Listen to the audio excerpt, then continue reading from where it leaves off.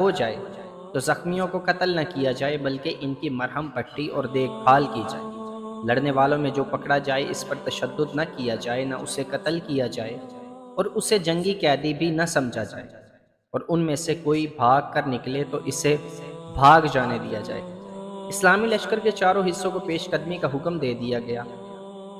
20 رمضان المبارک 8 ہجری 11 جنوری 630 عیسوی کا دن تھا۔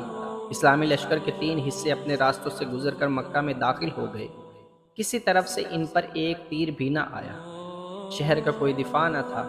قریش کی کوئی تلوار نیام سے باہر نہ نکلی۔ لوگ گھروں میں بند رہے۔ کسی کسی مکان کی چھت پر کوئی عورت یا بچے کھڑے نظر آتے تھے۔ مسلمان چوکنے تھے۔ شہر کا سکوت مشکوک اور ڈراؤنا تھا۔ ایسے لگتا تھا جیسے اس سکوت سے کوئی طوفان اٹھنے والا ہے۔ شہر سے کوئی طوفان نہ اٹھا۔ طوفان اٹھانے والے دو